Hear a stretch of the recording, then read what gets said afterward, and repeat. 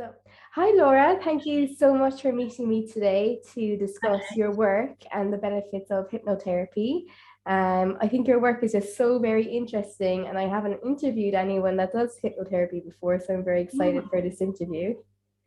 great. Thank you for having me, Kate. Yeah, No I'm glad to problem be at all. Thank you so much. Would it be okay so if I just jump in with the first question? here. Yeah, of course. Of course. So, Go for it. would you be able to describe to our listeners how hypnotherapy actually works? Hypnotherapy works predominantly by using your imagination Okay. to focus on a particular goal or outcome that you want in your life.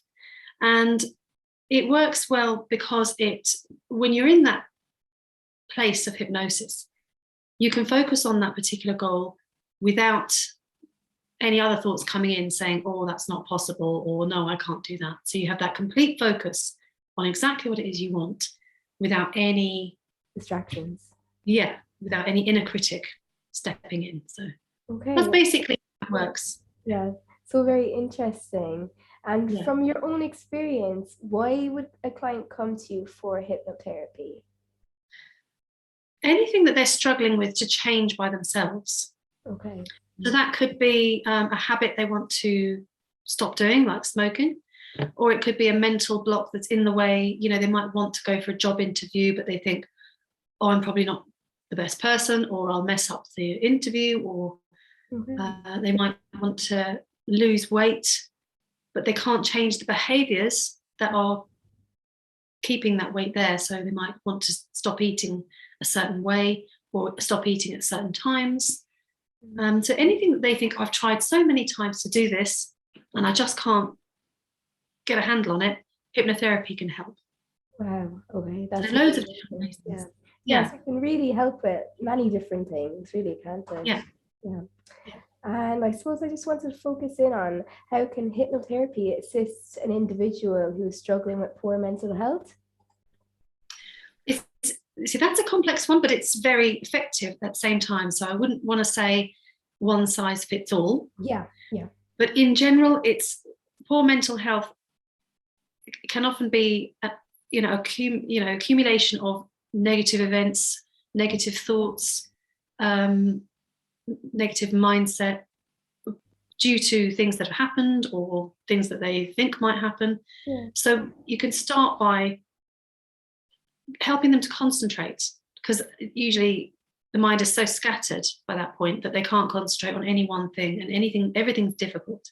Mhm. So getting them to be able to concentrate again, focus on one thing at a time, clear the mind of all the unnecessary clutter that's there, that's in the way, stopping them from seeing things clearly, helping them with relaxation. Because, when the mind is scattered, the body becomes scattered, the breathing becomes scattered. So you can help, the mind and body can help each other. Yeah. I suppose they're You very just start, intertwined. yeah, you start with one thing and then you move on to the next thing and the next thing. So I might start with clearing the mind, teaching them relaxation, getting them used to doing that. And then you bring in changing thought patterns, getting them to decide what they want, because a lot of the time when you've got poor mental health, you're like, I don't even know what I want. Yeah. I just don't want to feel like this. Mm. So getting them to clear the space so that they can make decisions for what they want to change, and then teaching them how to do that. Yeah, that sounds amazing. And I suppose Yeah. finally, one thing I saw on your website, which I thought was very interesting, is you described hypnotherapy as a lifelong skill that once learned can bring about profound changes. Would you be able to expand on this a little more? Yeah. So with all my clients, I would teach them self-hypnosis anyway, so that they can use it for anything else that they need to in their life. So the idea with hypnotherapy is you don't want clients to become reliant on you. You want to teach them Okay. to be reliant on themselves. Mm-hmm. So whatever they come to me for, we work through it, and then I teach them the self-hypnosis, so that anything else that comes into their life, they think, I can work towards this myself. Mm-hmm. Yeah. So most of the time we visualize the worst case scenario, for example. Okay. Okay. And when we're visualizing that, we're imagining it, and we can almost guarantee that that might happen. Mhm. But when we can learn to do the opposite and deal with what it is at hand without imagining other things happening, Mhm. we become more resilient. We say, okay, this is happening now, and I'm just going to deal with just this thing. I'm not going to start wondering, what if this happens? What if this happens? What if this happens? Just to deal with what's in front of me without letting my mind Wander, yeah.